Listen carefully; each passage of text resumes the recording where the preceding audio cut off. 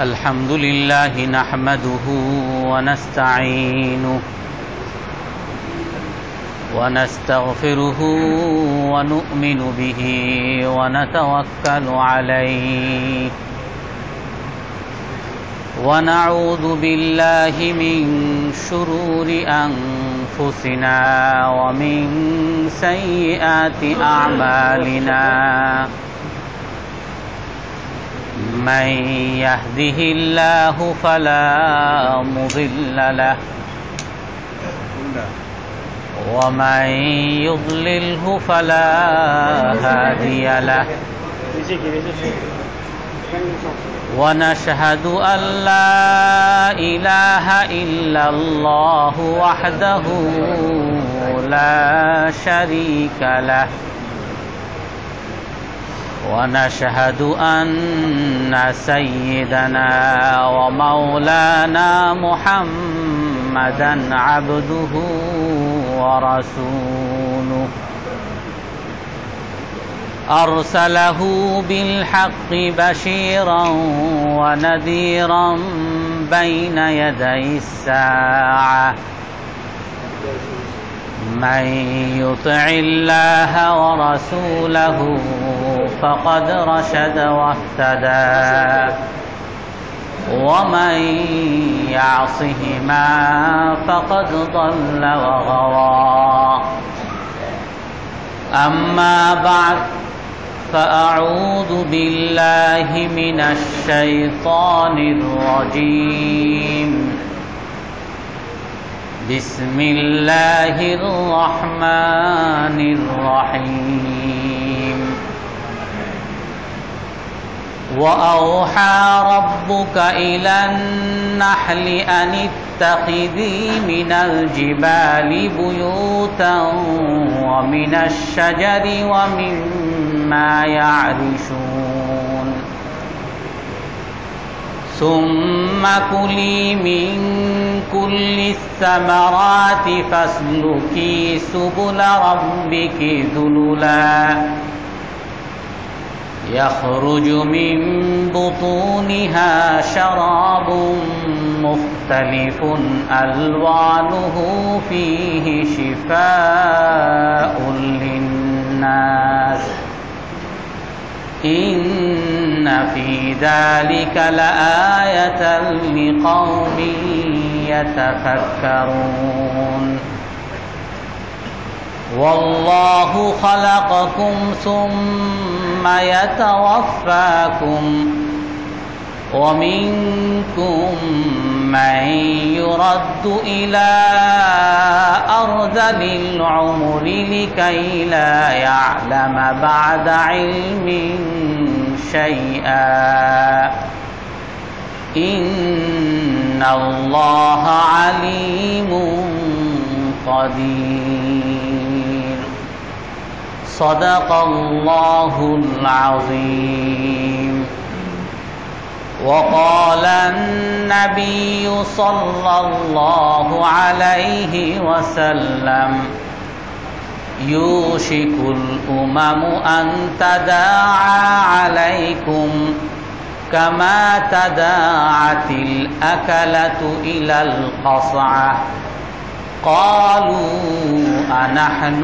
من قلة يومئذ قال ولكنكم كثير ولكنكم غثاء كغثاء السيل ولينزعن الله من صدور عدوكم المهابة وليقذفن الله في قلوبكم الوهن قالوا وما الوهن قال حب الدنيا وكراهية الموت أو كما قال عليه الصلاة والسلام সম্মানিত মুসল্লিয়ানে কিরাম, আজ আমরা রাসূল সাল্লাল্লাহু আলাইহি ওয়াসাল্লামের প্রতি সাহাবাদের বিশ্বাস ও আমাদের বিশ্বাস, এই নিয়ে আলোচনা করব। আল্লাহর রাসূল সাল্লাল্লাহু আলাইহি ওয়াসাল্লামকে সাহাবায়ে কেরাম প্রতিটা অক্ষরে মানতেন এবং বিশ্বাস করতেন, আর এর সাক্ষী স্বয়ং রাসূল সাল্লাল্লাহু আলাইহি সাল্লামও দিয়েছেন। একবার রাসূল সাল্লাল্লাহু আলাইহি সাল্লাম বলতেছিলেন, একবার এক বাঘ এক ছাগলের উপরে আক্রমণ করেছে এবং সেই ছাগলকে বাঘ ধরে নিয়ে গেছে। সেই ছাগল পালের যে রাখাল ছিল, সেই যখন তার ছাগলকে খুঁজে পেল না, তার ছাগলকে বাঁচানোর জন্য সেই বাঘের পিছনে ধাওয়া করল, আর ধাওয়া করে সেই বাঘের মুখ থেকে তার সেই পালিত ছাগলকে ছিনিয়ে আনল। তখন সেই বাঘ রাখালকে উদ্দেশ্য করে বলতেছে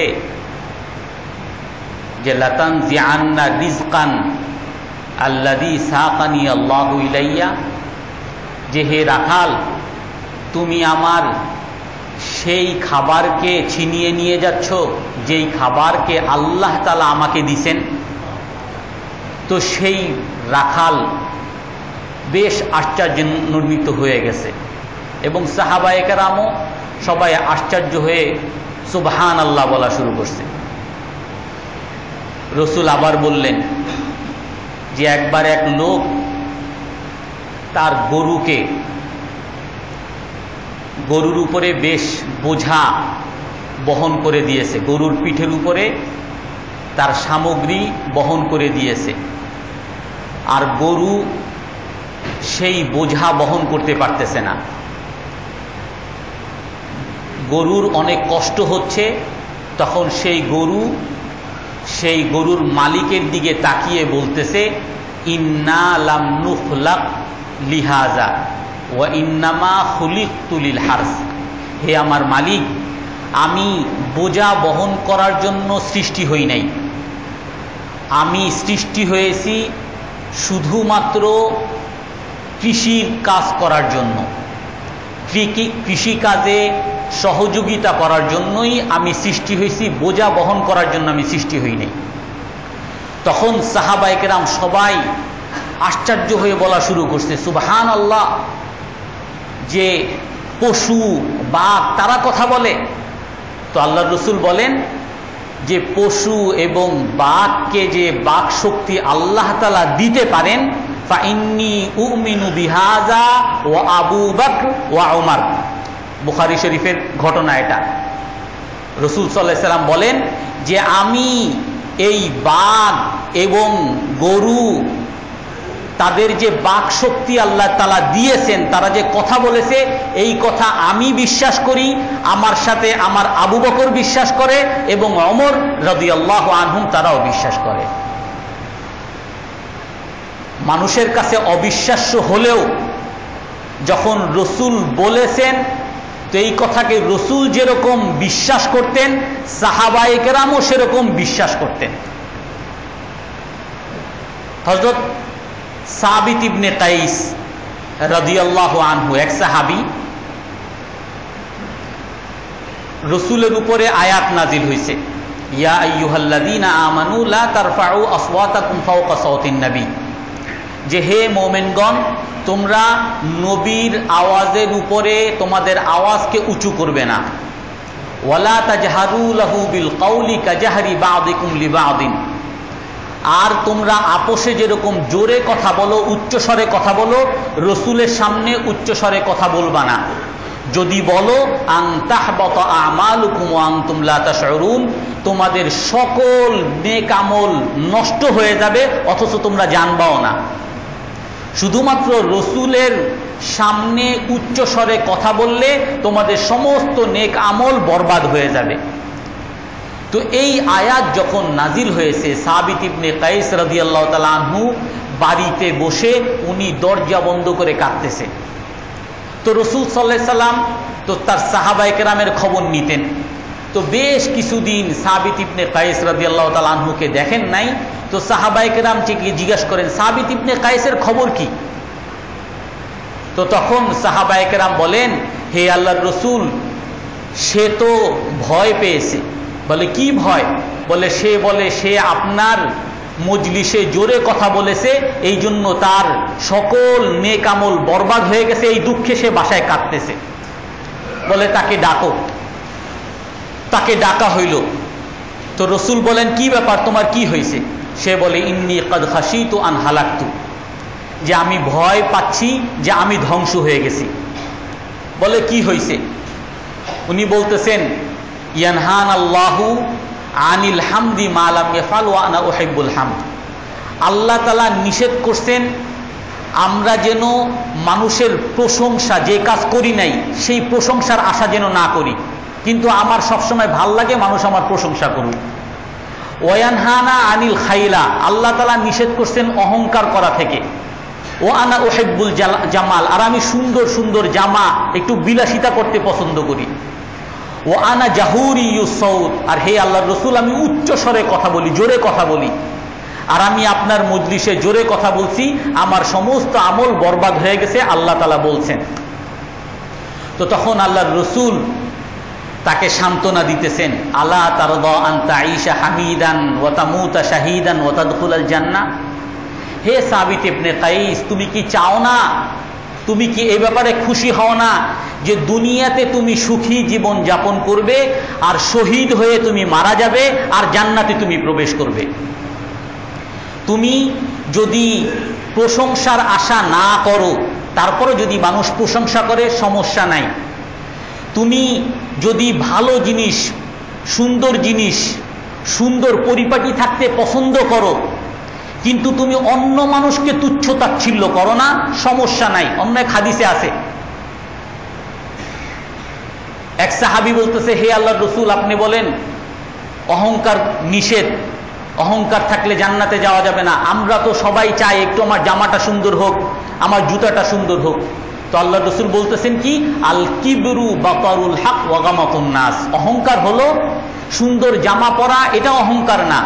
অহংকার হলো তুমি যে সুন্দর জামা পরছো, অন্য আরেকজন যে তোমার মতো সুন্দর জামা পরতে পারে নাই, তাকে তুমি খাটো দৃষ্টিতে দেখা, তাকে তুচ্ছ তাচ্ছিল্য করা। তুমি ধনী, আরেকজন যে গরিব, তাকে খাটো দৃষ্টিতে দেখা, তুচ্ছ তাচ্ছিল্য করা, এটা হলো অহংকার। তো আল্লাহর রাসূল তাকে বলতেছেন, তুমি কি চাও না তুমি সুখী জীবন যাপন করবে, আর তুমি শহীদ হয়ে মারা যাবে, আর জান্নাতে প্রবেশ করবে? তো ওই সাহাবী সাবিত ইবনে কায়েস খুশি হয়ে গেছেন, হে আল্লাহর রাসূল কেন চাবো না। তো ওই সাহাবীকে যে আল্লাহর রাসূল বলছেন তুমি শহীদ হয়ে মারা যাবে, সাহাবায়ে কেরাম সবাই অপেক্ষা করতেছিলেন যে আল্লাহর রাসূল বলছেন সে শহীদ হয়ে মারা যাবে। রসুলের যুগে না, রসুলের পরের যুগে হযরত আবু বকর রাদিয়াল্লাহু তাআলা আনহুর যুগে মুসাইলামা ইবনুল কাজ্জাবের সাথে যুদ্ধ করতে গিয়ে ওই সাহাবী শহীদ হয়ে গেছেন। আর তাকে আল্লাহ তাআলা, আল্লাহর রাসূল দুনিয়াতে থাকতেই জান্নাতে সুসংবাদ দিয়েছেন, এই জন্য তার সাথে সবাই সম্মানের সাথে ব্যবহার করত, সবাই তার প্রশংসা করত, সবাই তাকে সম্মান করত। আম্মার ইবনে ইয়াসির রাদিয়াল্লাহু আনহু, ওনাকে রাসূল বলছেন, ওয়াই হাকাইয়া আম্মার তাকতুলুকাল ফিয়াতুল বাগিয়া। হে আম্মার, এক প্রসঙ্গে বলছেন, হে আম্মার তোমাকে বিদ্রোহী এক গোষ্ঠী হত্যা করবে। হে আম্মার তোমাকে বিদ্রোহী এক গোষ্ঠী হত্যা করবে। এই হাদিস সবাই জানতো, সাহাবায়ে কেরাম। তো যখন নাকি হযরত আলী রাদিয়াল্লাহু তাআলা আনহু আর হযরত মুআবিয়া রাদিয়াল্লাহু তাআলা আনহুর মধ্যে যুদ্ধ হচ্ছে, বিরাট যুদ্ধ, সিফফিনের যুদ্ধ, তো তখন হযরত আম্মার রাদিয়াল্লাহু তাআলা আনহু সেখানে ছিলেন। আর হযরত আম্মার রাদিয়াল্লাহু তাআলা আনহুর আশেপাশে সকল সাহাবীরা, সকল মুসলমানরা ঘোরাফেরা করতেন। সবাই তো তখন দ্বিধাদ্বন্দ্ব, এদিকেও বেশ সাহাবায়ে কেরাম আর ওই দলেও বেশ সাহাবায়ে কেরাম, কারা হক, কারা সঠিক, কারা বেঠিক, সাহাবায়ে কেরাম বুঝতে পারতেছিলেন না। হযরত আলী রাদিয়াল্লাহু তাআলা আনহু যুদ্ধ করতেছেন যে উনি খলিফা, ওনার বিরুদ্ধে বিদ্রোহ করছে বিদ্রোহী গোষ্ঠীর সাথে। আর হযরত মুআবিয়া রাদিয়াল্লাহু তাআলা আনহু, ওনারা হযরত আলী রাদিয়াল্লাহু তাআলা আনহুর সাথে যুদ্ধ করতেছেন, ওনারা হযরত ওসমান রাদিয়াল্লাহু তাআলা আনহুর মৃত্যুর প্রতিশোধ চাচ্ছেন, যে হত্যাকারীকে হত্যাকারীর কিসাস চাই, হত্যাকারীর বিচার চাচ্ছেন।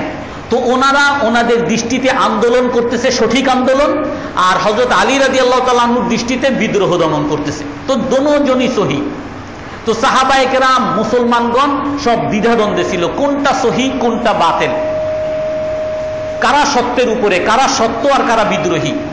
সব হযরত আম্মার ইবনে ইয়াসির রাদিয়াল্লাহু তাআলা আনহুর আশেপাশে ঘুরত। তো সর্বশেষে দেখা গেছে যে আম্মার ইবনে ইয়াসির রাদিয়াল্লাহু তাআলা আনহু বৃদ্ধ ছিলেন, তখন 94 বছর বয়স। তো ওনার গায়ে একটা তীর লাগছে, আর ওই তীর লেগে সে মারা গেছে। আর সেই তীরটা হযরত মুআবিয়া রাদিয়াল্লাহু তাআলা আনহুর দল থেকে আসছে। তো তখন সবাই, বেশ কিছু সাহাবী হযরত আলী রাদিয়াল্লাহু তাআলা আনহুর দলে চলে আসছেন, ওনার জামাতে চলে আসছেন। আর মুআবিয়া রাদিয়াল্লাহু তাআলা আনহুর সাথেও যারা ছিলেন তারাও এটার ব্যাখ্যা করা শুরু করছেন যে এই তীর মুআবিয়া রাদিয়াল্লাহু তাআলা আনহুর পক্ষ থেকে মারা হয় নাই, মাঝখান থেকে কোনো মুনাফিক মারছে। তো যাই হোক, সাহাবায়ে কেরামের মধ্যে এরকম বিশ্বাস ছিল, রাসূল সাল্লাল্লাহু আলাইহি সাল্লাম যখন কোনো কথা বলতেন সাহাবায়ে কেরাম সেটাকে অক্ষরে অক্ষরে বিশ্বাস করতেন। কোরআনের মধ্যে আয়াত নাজিল হয়েছে, গুলিবাতির রুম ফি আদনাল আরদি মিন বাদি গালাবিহিম সায়াগলিবুন ফি বিদঈ সিনিন। রাসূল সাল্লাল্লাহু আলাইহি সাল্লাম যখন নাকি মক্কায় ছিলেন তখন এই আয়াত নাজিল হয়েছে যে ইউরোপ পারস্যের উপরে জয়ী হবে, ইউরোপ এবং পারস্যের মধ্যে যুদ্ধ হবে এবং তার মধ্যে ইউরোপ জয়ী হবে। আর মুশরিক, তখনকার মক্কার মুশরিক যারা ছিল তারা পারস্যকে বেশি পছন্দ করত। তখনকার সম্রাট ছিল দুইটা, ইউরোপ, রোম যাকে বলা হইতো, আর হলো পারস্য। তারা পারস্যকে পছন্দ করত, কারণ পারস্যের মধ্যে তখন মূর্তি পূজা, অগ্নি পূজা ছিল, এজন্য তারা তাদেরকে পছন্দ করত। তো হযরত আবু বকর রাদিয়াল্লাহু তাআলা আনহু একদিন বলছেন যে ইউরোপ, রোম পারস্যের উপরে জয়ী হবে। উবাই ইবনে খালফ চিৎকার করে বলতেছে, কাযাবতা ইয়া ফসিল, হে আবু বকর, ফসিল তার একটা নাম ছিল, হে আবু বকর তুমি মিথ্যা বলছো। হযরত আবু বকর রাদিয়াল্লাহু তাআলা আনহু বলেন কি, বাল আনতা আকযাব ইয়া আদুওয়াল্লাহ, আমি মিথ্যা বলতেছি? আল্লাহ বলছে, আল্লাহর রাসূল বলছে আমি মিথ্যা? তুই সবচেয়ে বড় মিথ্যা, হে আল্লাহর দুশমন, তুই সবচেয়ে বড় মিথ্যুক। বলে আসো তাইলে, হাল্লাকা আনতু কামিল, আসো তোমার সাথে বাজি ধরি। তুমি বলতেছো যে ইউরোপ পারস্যের উপরে জয়ী হবে, কত বছরের মধ্যে? বলে 7 বছরের মধ্যে জয়ী হবে। আসো আমরা বাজি ধরি, যদি 7 বছরের মধ্যে ইউরোপ, রোম পারস্যের উপরে জয়ী হয় তাহলে তোমাকে এই এই জিনিস দেওয়া হবে। আর যদি ইউরোপ পারস্যের উপরে জয়ী না হয় তাহলে তুমি আমাকে এই এই জিনিস দিবা, আমার সাথে বাজি ধরো। তো আবু বকর রাদিয়াল্লাহু তাআলা আনহু বাজি ধরছে, যাও তোমার সাথে বাজি ধরলাম, আমার রাসূল বলছেন এরকম। তো এখন ওই বাজি ধরার পর থেকে 7 বছর চলে গেছে, কিন্তু পারস্যের পরাজয় হয় নাই। এখন ওই কুরাইশরা এইটা নিয়ে বেশ তিরস্কার শুরু করছে, আর আবু বকর রাদিয়াল্লাহু তাআলা আনহু এবং তার সাথে মুসলমানদেরকেও তিরস্কার শুরু করছে যে খুব একেবারে সত্যতার দাবি করো, খুব একেবারে বড় বড় কথা বলো, এখন দেখছো। তো তখন হযরত আবু বকর রাদিয়াল্লাহু তাআলা আনহু মর্মাহত হয়ে রাসূলের কাছে আসছেন, হে আল্লাহর রাসূল, এই অবস্থা, আমি তো আপনার কাছে শুনছি কোরআনের মধ্যে বলছে, আমি তো সেই জন্য বাজি ধরছিলাম, এখন তো 7 বছর পার হয়ে যাচ্ছে কিন্তু এখনো তো পারস্য পরাজিত হয় নাই, এখন তো তারা আমাদেরকে নিয়ে তিরস্কার করে। তখন আল্লাহর রাসূল বলেন যে আল্লাহ তাআলা কোরআনের মধ্যে কি বলছে, ফি বিদঈ সিনিন, কয়েক বছরের মধ্যে। ওমাল বিদঈ ইনদাকুম, তোমাদের কাছে মানে আরব, তোমাদের পরিভাষায় বিদঈ অর্থ কি বুঝো তোমরা, কয় বছর বুঝো? বলে মা দুন আল আশার, 10-এর নিচে সবগুলো কি বিদঈ বলা হয়। বলে 10-এর নিচ, তার মানে এখন 7 হয়েছে, আরো তো 2 বছর 3 বছর বাকি আছে। বলে হ্যাঁ, যাও তুমি এই বাজি তার সাথে বহাল রাখো যে আরো 2 বছর বাকি আছে, এখনো তো 10 বছর শেষ হয় নাই। তো উনি আবার গিয়ে বাজি ধরছে, যাও তোমাদের, আমি তো বলছি বেদে কয়েক বছর, আর কয়েক বছর তো 10 বছরের চেয়ে কম হইনি, কয়েক বছর, 7 বছর হয়েছে, তাতে কি হয়েছে, এখনো তো কয়েক বছর শেষ হয় নাই, 10 বছর তো শেষ হয় নাই, তোমার সাথে আরো 2 বছরের জন্য বাজি ধরলাম। তো বাজি ধরছে ঠিকই, 2 বছর পার হতে না হতেই রোম পারস্যের উপর আক্রমণ করছে, আর পারস্যের উপরে তারা জয়ী হয়ে গেছে, পারস্য পরাজিত হয়ে গেছে। হযরত আবু বকর রাদিয়াল্লাহু তাআলা আনহু এরকম বিশ্বাস করতেন। হুদাইবিয়ার সন্ধির সময় যখন নাকি হুদাইবিয়ার সন্ধি হয়ে গেছে, তো তখন এই সন্ধিটা মুসলমানদের জন্য অপমানজনক সন্ধি ছিল।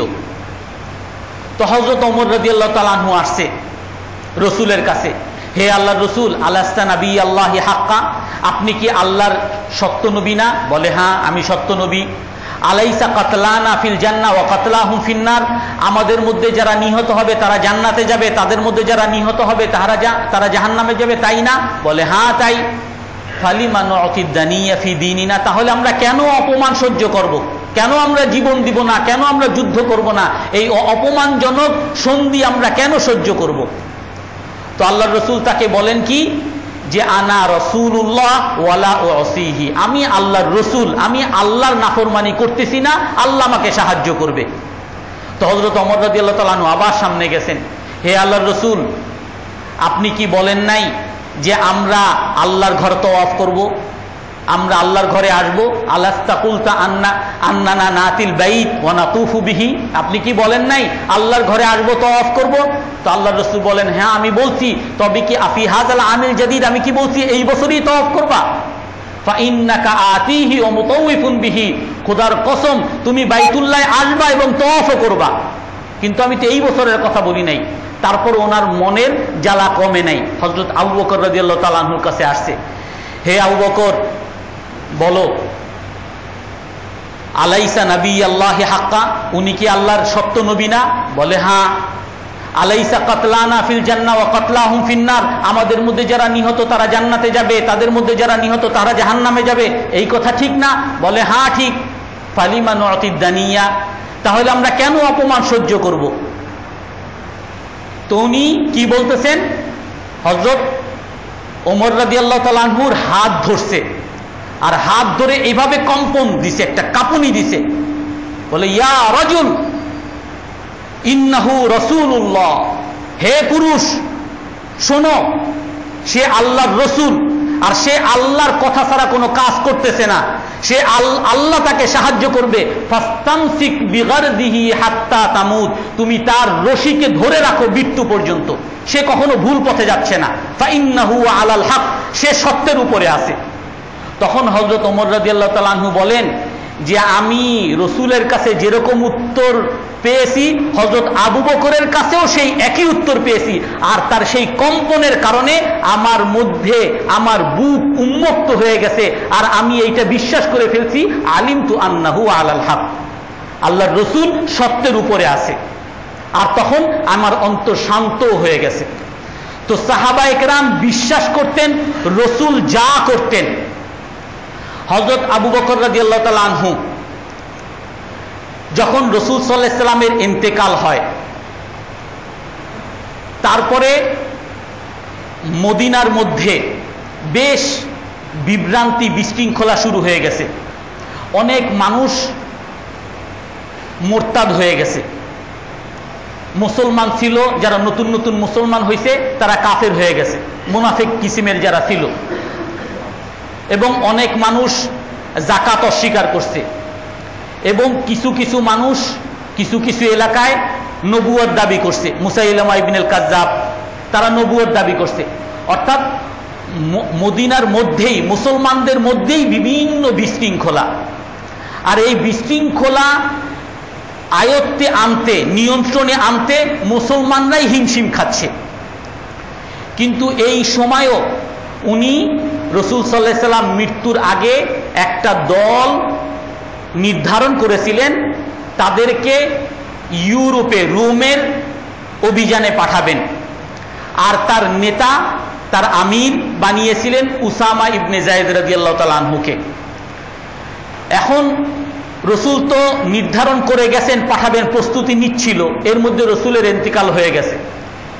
তো যখন রসুলের ইন্তেকাল হয়ে গেছে, হযরত আবু বকর রাদিয়াল্লাহু তাআলা আনহু সেই দলকে আবার ইউরোপের জন্য তৈরি করতেছেন যে তাদেরকে পাঠাবেন।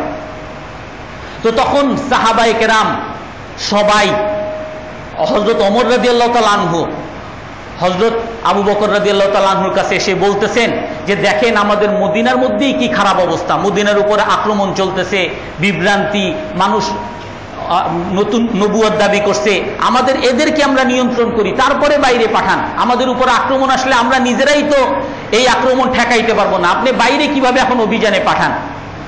সবাই মানা করছে, এমনকি হযরত ওমর রাদিয়াল্লাহু তাআলা আনহু মানা করতেছেন। তো হযরত আবু বকর রাদিয়াল্লাহু তাআলা আনহু কি বলেন, উনি কি বলেন, লা উহিল্লান্না উকদাতান আকাদাহা রাসূলুল্লাহ, রাসূল সাল্লাল্লাহু আলাইহি সাল্লাম যেই গিট্টু লাগিয়ে দিয়ে গেছেন সেই গিরু আমি খুলতে পারবো না। ওয়ালাউ আন্না তায়রা তাখতাফুনা ওয়াসসিবাউ মিন হাউলিল মাদিনা, যদি পাখি আমাদেরকে ছিন্ন বিচ্ছিন্ন করে খেতে থাকে, আমাদের লাশগুলোকে হিংস্র জন্তুও যদি খেতে থাকে, আমাদেরকে নিয়ে খেলা করে, ওয়ালাউ আন্নাল কিলাবা জারাত বিআরজুলি উম্মাহাতিল মুমিনিন, রাসূলের স্ত্রীগণকে উম্মাহাতুল মুমিনিনের মৃত লাশের পা ধরে কুকুর যদি দৌড়াদৌড়িও করে, মানে আমরা যদি সবাই মরেও যাই তারপরে লা উজাহিজান্না জাইশা উসামা, আমি উসামা রাদিয়াল্লাহু তাআলা আনহুর এই অভিযানকে আমি পাঠাবই। হযরত আবু বকর রাদিয়াল্লাহু তাআলা আনহু, রাসূল বলছেন, রাসূল বলে গেছেন যে এই সিরিয়া, এই ইউরোপ, এই পারস্য সব মুসলমানদের হাতে আসবে। হযরত আবু বকর রাদিয়াল্লাহু তাআলা আনহু চোখের সামনে দেখতেছেন যে আমার হাতে আসবে, রাসূল বলে গেছেন, এর মধ্যে কোনো সন্দেহ নাই, রাসূল পাঠাইতেছেন, এর দ্বারাই আমাদের সব জায়গায় ইসলামের প্রচার হবে, আমি পাঠাবই। তখন সবাই আবার বলতেছে ঠিক আছে তাহলে একটু বলেন, উসামা রাদিয়াল্লাহু তাআলা আনহু তো একেবারে বাচ্চা, মাত্র 18 বছরের, তারে একটু চেঞ্জ করে অন্য কোন একজন বয়স্ক আমিরকে দিতে। হযরত ওমর রাদিয়াল্লাহু তাআলা আনহু সবার পিড়াপিড়িতে গিয়ে বলছে যে হে আবু বকর রাদিয়াল্লাহু তাআলা আনহু, তাহলে ফালিউ আমির গায়রা উসামা, উসামাকে বাদ দিয়ে অন্য কোন বয়স্ক ব্যক্তিকে, বয়স্ক সাহাবীকে আপনি আমির বানিয়ে দেন। হযরত ওমর রাদিয়াল্লাহু তাআলা আনহু, হযরত আবু বকর রাদিয়াল্লাহু তাআলা আনহু রাগ হয়ে গেছেন, নরম মানুষ কখনো রাগ হইতেন না। হযরত ওমর রাদিয়াল্লাহু তাআলা আনহু বুক ধরে এরকম ঝাঁকুনি দিয়েছেন, হে ইবনুল খাত্তাব আউআমিরু গায়রা আমির রাসূলিল্লাহ, কেমনে তোমার এই সাহস হইল এই কথা বলার যে রাসূলের নির্ধারিত আমিরকে আমি চেঞ্জ করে অন্য আমির দিব? কিভাবে তুমি এই কথা বিশ্বাস করলা আর কিভাবে এই কথা বলতে পারতেছো? তো সাহাবায়ে কেরাম রাসূল সাল্লাল্লাহু আলাইহি ওয়াসাল্লামের কথাকে এরকম বিশ্বাস করতেন, এরকম তারা মানতেন। রাসূল সাল্লাল্লাহু আলাইহি সাল্লাম একবার এক সাহাবীকে, হযরত ওমর রাদিয়াল্লাহু তাআলা, হযরত এক সাহাবী এসে, হযরত আবু সাঈদ খুদরি রাদিয়াল্লাহু তাআলা আনহু থেকে বর্ণিত এক সাহাবী এসে বলতেছেন, হে আল্লাহর রাসূল, আমার ইশতাকা বাতনু আখি, আমার ভাইয়ের পেটে সমস্যা হয়েছে, রোগ হয়েছে। তো রাসূল কি বললেন, ইসকিহি আসালা, তাকে মধু পান করাও। তো সে মধু পান করাইছে, ভালো হয় নাই, আবার রাসূলের কাছে আসছেন, হে আল্লাহর রাসূল, তার পেট তো ভালো হয় নাই। আবার আল্লাহর রাসূল বলছেন ইসকিহি আসালা, বুখারী শরীফের হাদিস, যে মধু পান করাও। আবার কতক্ষণ পরে আসছে, হে আল্লাহর রাসূল, মধু তো পান করাইছি, কাজ তো হয় নাই। তো তখন আল্লাহর রাসূল আবার বলছেন মধু পান করাও। তো তৃতীয়বারেও যখন পান করাইছেন, তারপরে আবার আসছে, হে আল্লাহর রাসূল, মধু পান করাইছি, তারপরও তো তার পেট ভালো হয় নাই।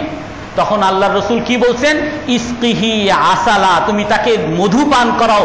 সাদাকাল্লাহ ওয়া কাযাবা বাতনু আখি, আল্লাহ তাআলা সত্য বলছেন আর তোমার ভাইয়ের পেট মিথ্যা। রাসূল সাল্লাল্লাহু আলাইহি সাল্লাম কিরকম বিশ্বাস করে কথাগুলো বলতেছেন। কোরআনের মধ্যে আছে, ইয়াখরুজু মিন বুতুনিহা শারাবুম মুখতালিফুন আলওয়ানুহু ফিহি শিফাউল লিন্নাস, মৌমাছির পেট থেকে আল্লাহ তাআলা একটা খাবার, একটা মধু বের করেন, যে মধুর বিভিন্ন রং হয়, আর এই মধুর মধ্যে শিফাউল লিন্নাস, মানুষের জন্য চিকিৎসা, কোরআনের মধ্যে আল্লাহ তাআলা বলছেন। তো এই জন্য আল্লাহর রাসূল বলতেছেন যে আল্লাহ তাআলা সত্য বলছে আর তোমার ভাইয়ের পেট মিথ্যা। তো আবার সে গেছে, আবার সে মধু পান করাইছে, মধু পান করানোর পরে তারপরে রাসূলের কাছে এসে বলতেছেন, হে আল্লাহর রাসূল, আমার ভাইয়ের পেট এখন ভালো হয়েছে। এই কথা আমাদের সামনেও যদি আসে, আমরাও যদি একটু চিন্তা করি যদি কেউ বলে যে আপনার অসুখ হইলে আপনি মধু পান করান, কোরআনের মধ্যে আসছে মধুর দ্বারা চিকিৎসা হয়, হাদিসের মধ্যে আসছে আলাইকুম বিশিফা আইন, তোমাদের দুইটা ওষুধ, তোমরা দুইটা ওষুধকে আঁকড়ে ধরো, একটা হলো আল আসাল ওয়াল কোরআন, একটা হলো মধু আর একটা হলো কোরআন। কোরআন এটাও একটা চিকিৎসা। সূরাতুল ফাতিহা শিফা মিন কুল্লি দা, সূরা ফাতিহা সমস্ত রোগের চিকিৎসা, হাদিসের মধ্যে আছে।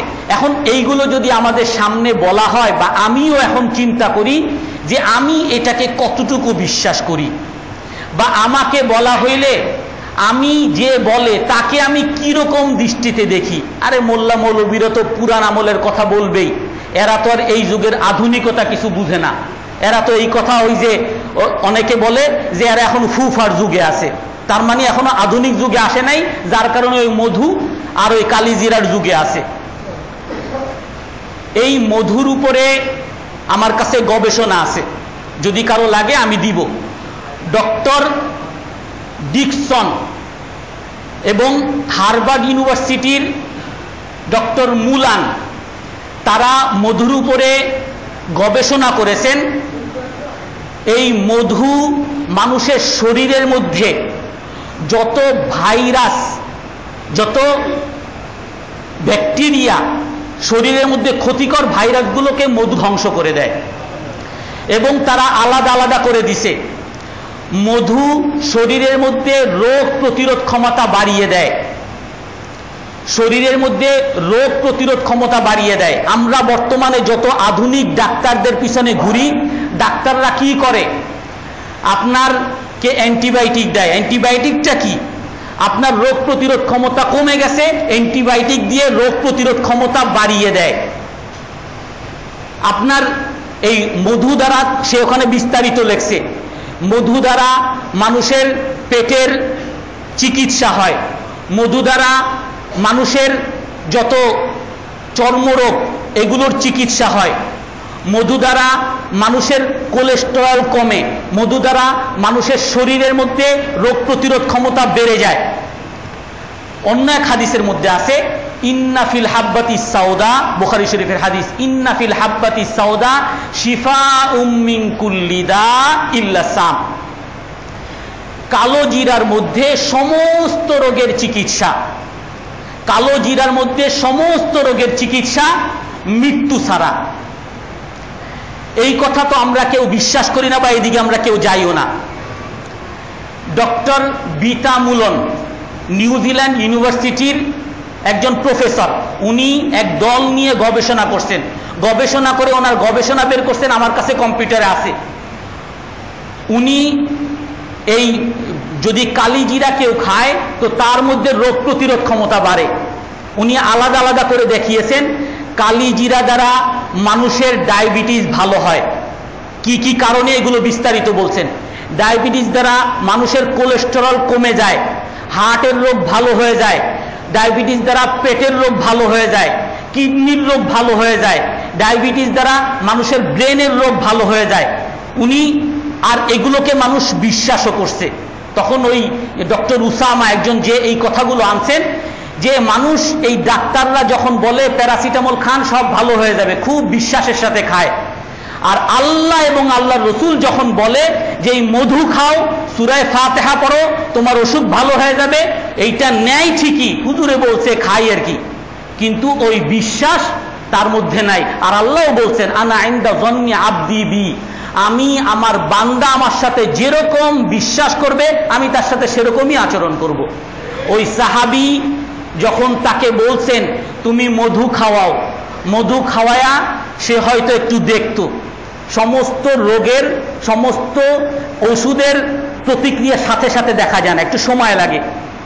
তো উনি রসুলের কাছে আসছে, হে আল্লাহ রসুল, এই তো ভালো হয় নাই, তার মানে আপনি যে ওষুধ দিচ্ছেন এটা ভুল। তো তার মধ্যে ওই বিশ্বাস হয় নাই, যে বলছে কিন্তু এর দ্বারা তো মনে হয় ভালো হবে না। যখন শেষে বলছেন না সাদাকাল্লাহ, আল্লাহ সত্য বলছে, তোমার ভাইয়ের পেট মিথ্যা, তখন পুরো বিশ্বাস আসছে যে না এই মধু দ্বারাই হবে। আর আল্লাহ তাআলা তখন তার ওই ভাইয়ের পেট ভালো করে দিছেন। আর এই রোগ প্রতিরোধ ক্ষমতা যখন এই যেটা আমি বললাম ডক্টর বিলান মুলান, সে বলছে মধু দ্বারা ভাইরাস মারে। তো সাধারণত পেটের যত পীড়া হয় এগুলো সব ভাইরাসের কারণে, বলে যে পানির ভাইরাস, হ্যান ত্যান।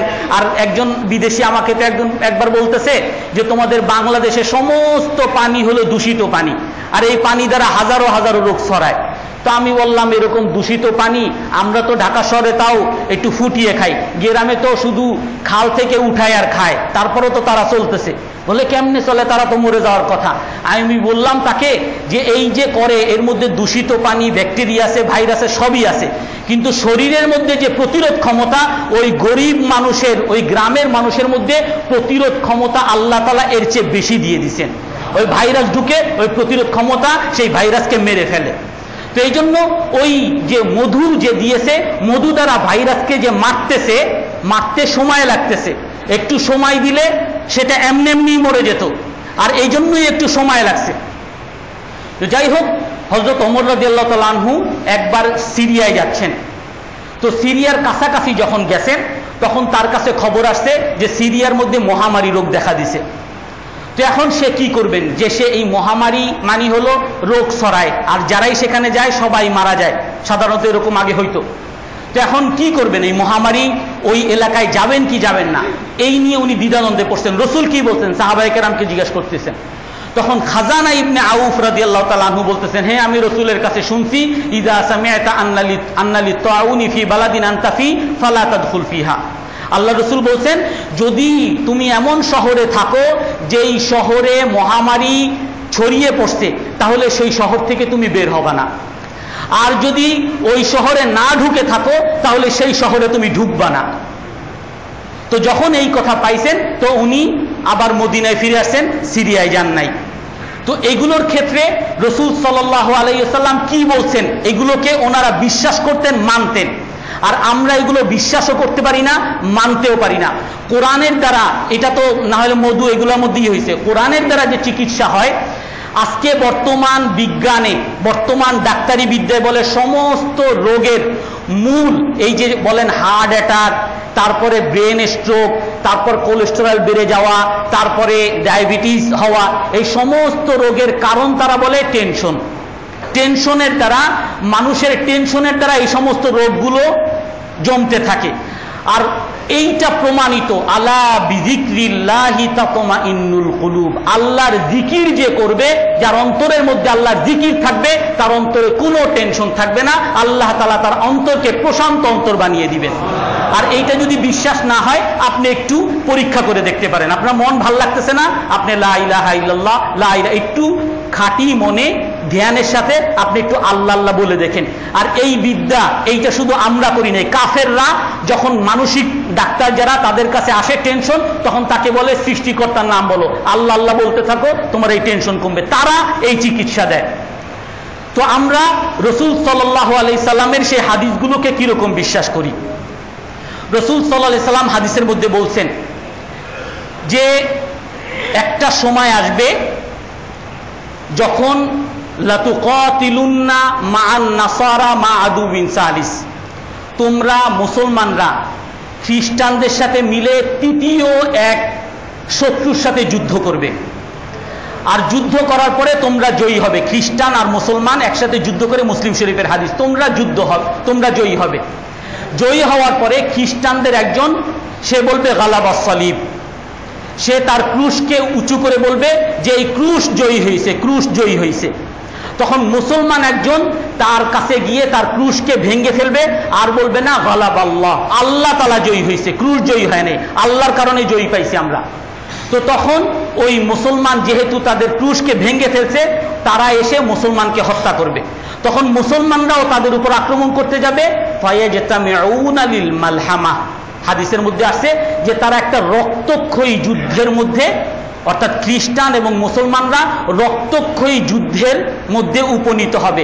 আর সেখানে ফায়াগলিবুল মুসলিমুন, মুসলমানরা জয়ী হবে, হাদিসের মধ্যে আসছে। অন্য এক হাদিসের মধ্যে আসছে যে লাতুকাতিলুন্নাল ইয়াহুদ, তোমরা ইহুদিদের সাথে যুদ্ধ করবা। আর হাদিস হলো এরকম বলছেন যে তোমরা থাকবে ইসরায়েলের মধ্যে, আর ইহুদিরা থাকবে জর্দানে, আর তোমরা যুদ্ধ করে তোমরা ইহুদিদের উপরে জয়ী হবে, আর এমন ভাবে জয়ী হবে এমন কি হাত্তা তাকুলা শাজার হাযা ইয়াহুদিয়ুন ওয়ারাই উকতুলহু, এমনকি গাছও তোমাদেরকে সহযোগিতা করবে আর বলবে, গাছ পাথর বলতে থাকবে আমার পিছনে ইহুদি আসে, আসো তাকে হত্যা করো। আমরা এই সমস্ত হাদিস, আর একটা হাদিস আছে যে ইউরোপ রোম মুসলমানদের সাথে যুদ্ধ করতে করতে মুসলমানদের শাম শহরের মধ্যে ঢুকবে, আর তখন মুসলমানরা ওই ইউরোপের সাথে যুদ্ধ করবে, আর যুদ্ধ করার পরে ফায়ুক্তালু সুলুসুন, 1/3 সেখানে শহীদ হবে, আর ওহুম খিয়ারু শুহাদা, মুসলিম শরীফের হাদিস, তারা সেরা শহীদ হবে, আর কিছু মানুষ সেখান থেকে ভেগে যাবে, ওহুম শিরারুল আদ, সবচেয়ে খারাপ মানুষ তারা হবে, আর 1/3 তারা ওখানে অটল থাকবে, আর তারা জয়ী হবে, আর জয়ী হয়ে তারা গনিমত বন্টন করতে থাকবে। এই সময় পিছন থেকে একজন বলতে থাকবে, আলা ইন্নাদ দাজ্জাল কাদ খারাজ, শোনো শোনো দাজ্জাল বের হয়েছে, দাজ্জাল বের হয়েছে। এই সমস্ত হাদিস আমরা বিশ্বাস করি না, কিন্তু কাফেররা ঠিকই এগুলোকে বিশ্বাস করে, আর তারা এটা ধরে নিয়েছে যে মুসলমানরাই আমাদের সবচেয়ে বড় ঝুঁকি, যার কারণে মুসলমানদেরকে কিভাবে দমন করা যায় সারা পৃথিবীব্যাপী মুসলমানদের উপরই চলতেছে। এটাও আমাদেরকে আল্লাহ রসুল সতর্ক করে দিয়ে গেছেন, ইউশিকু আন তাদা আলাইকুম ইউশিকুল উমাম, শোনো শোনো সারা পৃথিবীর জাতি তোমাদের উপরে আক্রমণ করবে। কিরকম আক্রমণ? কামা তাদাল আকালাতু ইলা কাসাতিহা, যেরকম ক্ষুধার্ত মানুষ, ক্ষুধার্ত বাঘ, তার সামনে যদি খাবার দেওয়া হয় সমস্ত ক্ষুধার্ত বাঘগুলো, মানুষগুলো কিভাবে খাবারের মধ্যে ঝাঁপিয়ে পড়বে, তোমাদেরকে ছিন্ন বিচ্ছিন্ন করার জন্য আসতে থাকবে। আর তখন এক সাহাবী বলেন, সাহাবা আনাহনু মিন কিল্লাতিন ইয়াউমাইদিন, হে আল্লাহর রাসূল আমরা কি তখন খুব কম হব, আমরা সংখ্যায় কি খুব কম হব? আল্লাহ রাসূল বলবেন, না আনতুম কাসিরুন, তোমরা অনেক বেশি হবা, কিন্তু তাদের চেয়ে সংখ্যায় কম হবা না, কিন্তু তারপরও তোমাদেরকে ধরে ধরে মারবে কেন? কারণ ওয়ালাকিন্নাকুম গুসাউন কা গুসাইস সাইল, তোমরা ওই পানির ঢলের ময়লার মতো ময়লা হবা, অর্থাৎ নামে মাত্র ঈমান থাকবে কিন্তু তোমাদের অন্তরের মধ্যে কোনো ঈমান থাকবে না। ওয়ালা ইয়ানজি আন্নাল্লাহু মিন সুদুরি আদুবিকুম আল মুহাবা, তোমাদের দুশমনদের, শত্রুদের বুক থেকে তোমাদের ব্যাপারে কোনো ভয় আল্লাহ তাআলা উঠিয়ে নেবেন, আর তোমাদের অন্তরের মধ্যে দুর্বলতা ঢুকিয়ে দিবেন। তো সাহাবায়ে কেরাম বলেন, কেন আমাদের মধ্যে দুর্বলতা আসবে? তো আল্লাহ রাসূল বলেন, আল হুব্বুদ দুনিয়া ওয়া কারাহিয়াতুল মাউত, তোমাদের মধ্যে দুর্বলতা এই জন্য আসবে দুই কারণে। একটা হলো দুনিয়ার ভালোবাসা, দুনিয়ার ভালোবাসা মানে সম্পদের ভালোবাসা আর পদের ভালোবাসা। আমরা একটু যদি আমাদের মধ্যে দেখি, দুনিয়ার সম্পদের জন্য, টেন্ডারের জন্য মানুষকে হত্যা করে ফেলি, পদের জন্য আমরা আমাদের বাংলাদেশে যত মানুষ মারা যাইতেছে, যত হাজার হাজার মানুষ মারা যাইতেছে, ক্ষমতার জন্য মানুষ মারা যাইতেছে, পদের জন্য মুসলমানরা তোমরা নিজেরা নিজেরা বন্ধ করে মারা যাবা। ওয়া কারাহিয়াতুল মউত, আর মৃত্যুকে তোমরা সবচেয়ে বেশি অপছন্দ করবা। মৃত্যুকে এতটাই আমরা অপছন্দ করি, একজন মানুষ কিছুদিন আগে সে ইসে যাচ্ছে, তাকে কি বলে এক হাসপাতালে নিয়ে যাচ্ছে, সে রোগী, আমি তাকে বললাম আপনি একটু মধু খান বা কালিজিরা খান, সে কি আমার সাথে রাগ, আপনি এইগুলা শুরু করছেন, এখন এইগুলা কালিজিরার মধুর কথা বলেন, মানুষ মারা যাইতেছে হাসপাতালে নিয়ে যাব আর আপনি এইসব কাহিনী শুরু করছেন। আরে বাবা, আল্লাহ এবং আল্লাহর রসুলের কথাটা যদি একটু মেনে দেখতেন। কিন্তু আমরা তো এতটাই মৃত্যুকে ভয় করি যে আল্লাহ এবং আল্লাহর রসুল বাদ, আগে আমার কিভাবে কি করা যায়। এই জন্য মানুষ যখন বিপদে পড়ে সে তার ইসলামকে, ঈমানকে বিক্রি করে ফেলে। কোরআনের হাদিসের মধ্যে আছে, স্পষ্ট হাদিস, আল্লাহ রসুল বলছেন যে তোমরা নেক আমল করতে থাকো, বিভ্রান্তি আসার আগে বিভ্রান্তি তোমাদের উপর আসবে। কাকিতাইল লাইলিল মুজলাম, অন্ধকার অন্ধকার অন্ধকার রাতের মতো বিভ্রান্তি তোমাদের উপর আসবে। কেমন বিভ্রান্তি? ইউসবিহুর রাজুলু মুমিনান ওয়া ইউমসি কাফিরান, মানুষ সকালে মুসলমান থাকবে, বিকালে কাফের হয়ে যাবে। ওয়া ইউমসি মুমিনান ওয়া ইউসবিহু কাফিরান, বিকালে মুসলমান থাকবে, সকালে কাফের হয়ে যাবে। কেন?